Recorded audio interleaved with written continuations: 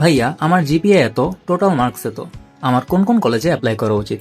ভাইয়া আমি কি এই জিপিএ আর মার্ক নিয়ে এই কলেজে অ্যাপ্লাই করতে পারবো? ভাইয়া আমার এই রেজাল্ট নিয়ে কি অমুক কলেজে হবে? চান্স আসবে কি আসবে না? আসার সম্ভাবনা কেমন? কোন কলেজে কম্পিটিশন বেশি? কোথায় অনায়াসে চান্স আসবে? ইত্যাদি ইত্যাদি। এসএসসি রেজাল্ট হাতে পাওয়ার পর কলেজ অ্যাডমিশন শুরু হলে স্টুডেন্টদের কাছ থেকে এভাবেই প্রশ্নবিদ্ধ হতে হয়। এখানে একটা বিষয় আমরা সবাই জানি যে কলেজে চান্স পাওয়ার ব্যাপারটা জিপিএ এর পাশাপাশি টোটাল মার্কের উপরও নির্ভর করে। আর এটাই সবচেয়ে বড় সমস্যা, কারণ দেখা গেছে কারো জিপিএ হয়তো একটু কম, কিন্তু তার টোটাল মার্কস ভালো থাকার কারণে তাকে মোটামুটি একটা ভালো মানের কলেজ সাজেস্ট করা যাচ্ছে। আবার কারো জিপিএ হয়তো বা তুলনামূলকভাবে ভালো, কিন্তু টোটাল মার্ক খুব একটা ভালো না হওয়ার কারণে তাকে ওইভাবে টপ টিয়ার কলেজগুলো সাজেস্ট করা যাচ্ছে না। আর তোমরা যখন কমেন্টে তোমাদের জিপিএ আর মার্কস দিয়ে বারবার জিজ্ঞেস করছো যে ভাই আমার জন্য কোন কোন কলেজ ভালো হবে, এই কলেজে চান্স পাবো কি পাবো না, এখানে অ্যাপ্লাই করা উচিত কি না, ইত্যাদি ইত্যাদি, তখন প্রত্যেকটা স্টুডেন্টের জন্য আমাকে তার জিপিএ আর মার্কস দেখে তার জন্য আলাদাভাবে একটা মিনি রিসার্চ করতে হচ্ছে। তারপর তার রেজাল্টের ভিত্তিতে তার জন্য আলাদাভাবে বলতে হচ্ছে তোমার জন্য এই কলেজগুলো কম্পিটিটিভ হবে, এই কলেজগুলো রিয়েলিস্টিক চয়েস হবে, আর এই কলেজগুলো মোটামুটি সেফ অপশন। এখন এতজন মানুষকে বারবার এভাবে আলাদা করে ম্যানুয়ালি কলেজ রেকমেন্ডেশন দেওয়া তো আর সম্ভব না। তাই আমি ভাবলাম এই পুরো বিষয়টাকে কি একটা ফিক্সড স্ট্রাকচারে আনা যায় না? মানে কোনোভাবে জিপি আর মার্কসের ভিত্তিতে এমনভাবে কলেজগুলোকে সাজালাম যেন প্রতিটা স্টুডেন্ট তার নিজের এক্স্যাক্ট জিপিএ আর টোটাল মার্কস মিলিয়ে নিজের জন্য রেকমেন্ডেড কলেজগুলো নিজেই মিলিয়ে নিতে পারে। তো এই জিনিসটা করার জন্য আমি যেটা করেছি তা হলো সম্ভাব্য জিপিএ পয়েন্টকে উপযুক্ত গ্যাপ বিবেচনা করে কয়েকটা রেঞ্জে ভাগ করেছি, যেন একই রেঞ্জের ভিতরে কলেজ রেকমেন্ডেশনের ডিফারেন্স খুব বেশি না হয়। তারপর ওই প্রত্যেকটা জিপিএ রেঞ্জকে আবার কয়েকটা মার্ক রেঞ্জে ভাগ করেছি, যাতে যতটা সম্ভব অ্যাকুরেসি মেনটেন করে এক্স্যাক্ট জিপিএ আর মার্ক রেঞ্জ এর জন্য কাউকে কলেজ রেকমেন্ড করা যায়। মানে তুমি একটা নির্দিষ্ট জিপিএ রেঞ্জের মধ্যে থাকলে তোমার মার্ক যদি বেশি হয় তাহলে তোমার জন্য কলেজ রেকমেন্ডেশন এরকম, মোটামুটি ধরনের মার্ক হলে আরেক রকম, আর কম হলে অন্য আরেক রকম হবে। এভাবে তোমরা তোমাদের জন্য মোস্ট অ্যাকুরেট সাজেশনটা পাবে, ঠিক যেটা ম্যানুয়ালি তোমাদের কমেন্টগুলো পড়ে আমাকে দিতে হচ্ছিল। আর অবশ্যই একটা কথা মাথায় রাখবে, এটা কোনো অফিসিয়াল অ্যাডমিশন ফর্মুলা না, এটা কোনো গ্যারান্টিড চান্সের ফর্মুলাও না। এটা মূলত একটা স্ট্রাকচার্ড প্ল্যানিং মেথড, যাতে তোমাদের জন্য আলাদাভাবে একই কাজ বারবার না করে একটা নির্দিষ্ট পদ্ধতির মধ্য দিয়ে তোমাদের রেজাল্ট অনুযায়ী কলেজ রেকমেন্ড করা যায়। তো এখন এই ভিডিওর বাকি অংশ থেকে তোমাদের শুধু নিজেদের জিপিএ রেঞ্জ খুঁজে বের করতে হবে, তারপর ওই রেঞ্জের মধ্যে তোমার টোটাল মার্কসের রেঞ্জ কোনটা সেটা খুঁজে বের করতে হবে। এভাবে খুঁজলেই তুমি তোমার জিপিএ আর মার্কের ভিত্তিতে 3টি ক্যাটাগরিতে কলেজের রেকমেন্ডেশন পাবে। এরপর তুমি যেটা করবে, তোমার জিপিএ আর টোটাল মার্কের ভিত্তিতে যে কলেজগুলোতে কম্পিটিশন থাকলেও তোমার মিনিমাম একটা সম্ভাবনা আছে এরকম 2-1টা কলেজে, আবার যেখানে তোমার মার্কস নিয়ে যথেষ্ট ভালো আশা রাখা যায় এরকম কয়েকটা কলেজে, আর সবশেষে যেখানে অনায়াসে তুমি তোমার রেজাল্ট নিয়ে চান্স পেতে পারো এরকম কয়েকটা ব্যাকআপ কলেজে সমন্বয় করে অ্যাপ্লাই করে রাখবে। ব্যাস, কলেজ অ্যাডমিশন নিয়ে তোমার যতটুকু মাথা ঘামানোর দরকার তুমি তা ঘামিয়ে ফেলেছো। আর আবার একটু বলে রাখি, কম্পিটিটিভ মানে যেখানে তুমি অ্যাপ্লাই করতে পারো কিন্তু চান্স পাওয়ার সম্ভাবনা টান টান। রিয়েলিস্টিক মানে যেখানে তোমার রেজাল্ট নিয়ে চান্স পাওয়ার আশা রাখা যায়। আর সেফ মানে যেখানে তোমার অনায়াসে টিকে যাবার কথা। আর আগেই বলে রাখি, মানুষ ভুলশীল, মানুষ মাত্রই মরণ। মানে যেটা বলতে চাচ্ছিলাম, আমার রেকমেন্ডেশনে ত্রুটি থাকতেই পারে, এটাই স্বাভাবিক, কিন্তু আমার কথার ভিত্তিতে যেহেতু তোমরা নিজেদের জীবনের একটা গুরুত্বপূর্ণ সিদ্ধান্তকে মডিফাই করতে যাচ্ছ, তাই আমি চেষ্টা করেছি যতটা সম্ভব নির্ভুলভাবে তথ্যগুলো উপস্থাপন করতে। তো এই হচ্ছে পুরো ভিডিওর মূল কনসেপ্ট। জানি অনেক বেশি বলে ফেলেছি, আর এতটা না বললেই নয়, কেননা কাউকে কিছু সাজেস্ট করতে গেলে তা তো আর আকাশ থেকে করা যায় না, কিছু বললে তার ভ্যালিডিটি মাথায় রেখে বলতে হয়। আর পুরো বিষয়টা তোমাদেরও বোঝার দরকার ছিল, কিন্তু এখানেই শেষ না। যদিও এই ভিডিওটা শুধু সায়েন্সের স্টুডেন্টদের জন্য তৈরি করা, তারপরও তুমি যে গ্রুপেরই হও না কেন, ভিডিও শেষের অংশটা অবশ্যই দেখবে। সেখানে কলেজ চয়েসের লিস্ট সাজানোর ব্যাপারে কিছু দিক নির্দেশনা দেওয়া হয়েছে। আর এ পর্যন্ত দেখে থাকলে তোমার সময় অপচয় হয়নি, এটুকু আমি আশ্বাস দিতে পারি। আপাতত আর কথা না বাড়িয়ে চলো তাহলে সায়েন্সের স্টুডেন্টদের জন্য তাদের জিপিএ আর মার্কসের ভিত্তিতে কলেজ রেকমেন্ডেশন দেখে আসি। তো প্রথমেই শুরু করছি জিপিএ 5 এবং যাদের মার্কস 1220 থেকে 1250 তাদেরকে নিয়ে। তোমাদের জন্য এই কলেজগুলো কম্পিটিটিভ, এগুলো রিয়েলিস্টিক এবং এগুলো ব্যাকআপ অপশন হিসেবে থাকতে পারে। এখন একটা কথা উল্লেখ করে রাখি, এখানে প্রত্যেক জিপিএ রেঞ্জের জন্য যে মার্ক রেঞ্জের ভিতরে 3টি ক্যাটাগরিতে কলেজগুলো সাজেস্ট করা হয়েছে, এখান থেকে তোমরা আরও কিছু বিষয় বিবেচনা করে কলেজগুলো চুজ করবে, যেটা এই ভিডিওর লাস্টের দিকে বলা হবে। তারপর থাকছে মার্ক রেঞ্জ 1180 থেকে 1219, তোমাদের জন্য কম্পিটিটিভ, রিয়েলিস্টিক এবং ব্যাকআপ অপশন কলেজ এগুলো। তারপর থাকছে 1150 থেকে 1179, তোমাদের জন্য কম্পিটিটিভ, রিয়েলিস্টিক এবং ব্যাকআপ অপশন এগুলো। তারপর থাকছে মার্কস 1100 থেকে 1149, তোমাদের জন্য কম্পিটিটিভ, রিয়েলিস্টিক এবং ব্যাকআপ অপশন এগুলো। এরপর থাকছে জিপিএ 4.90 থেকে 4.99 পর্যন্ত, এই জিপিএ রেঞ্জের মধ্যে এখন তোমাদের মার্ক রেঞ্জ খুঁজে বের করে তোমরা তোমাদের জন্য সাজেস্টেড কলেজগুলো দেখে নিবে। প্রথমে থাকছে মার্ক রেঞ্জ 1180 থেকে 1250 পর্যন্ত। তোমাদের জন্য এই কলেজগুলো কম্পিটিটিভ, এগুলো রিয়েলিস্টিক এবং এগুলো সেফ অপশন। তারপর থাকছে একই জিপিএর আন্ডারে মার্কস 1120 থেকে 1179, তোমাদের জন্য কম্পিটিটিভ, রিয়েলিস্টিক এবং সেফ অপশন এগুলো।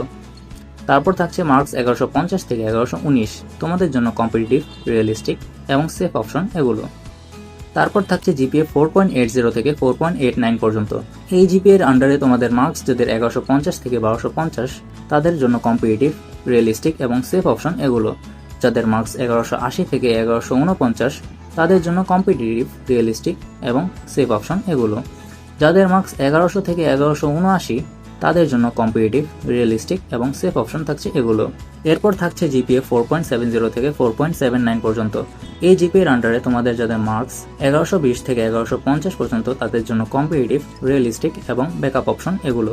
যাদের মার্কস 1150 থেকে 1119-এর মধ্যে, তাদের জন্য কম্পিটিটিভ, রিয়েলিস্টিক এবং ব্যাকআপ অপশন এগুলো। মার্কস যাদের 1000 থেকে 1049-এর মধ্যে, তাদের জন্য কম্পিটিটিভ, রিয়েলিস্টিক এবং সেফ অপশন এগুলো। এরপর থাকছে জিপিএ 4.50 থেকে 4.69 পর্যন্ত। তোমাদের এই জিপিএর আন্ডারে যাদের মার্ক 1100 থেকে 1250, তাদের জন্য কম্পিটিটিভ, রিয়েলিস্টিক এবং সেফ অপশন থাকছে এগুলো। যাদের মার্কস 1000 থেকে 1099, তাদের জন্য কম্পিটিটিভ, রিয়েলিস্টিক এবং সেফ কলেজ থাকছে এগুলো। মার্কস যাদের 900 থেকে 999 পর্যন্ত, তাদের জন্য কম্পিটিটিভ কলেজ, রিয়েলিস্টিক কলেজ এবং সেফ কলেজ থাকছে এগুলো। এরপর আসছে জিপিএ 4.00 থেকে 4.49 পর্যন্ত। এই জিপিএর আন্ডারে যাদের মার্কস 1050 থেকে 1250 পর্যন্ত, তাদের জন্য কম্পিটিটিভ, রিয়েলিস্টিক এবং সেফ কলেজ এগুলো। মার্কস যাদের 950 থেকে 1049 পর্যন্ত, তাদের জন্য কম্পিটিটিভ, রিয়েলিস্টিক এবং সেফ কলেজ এগুলো।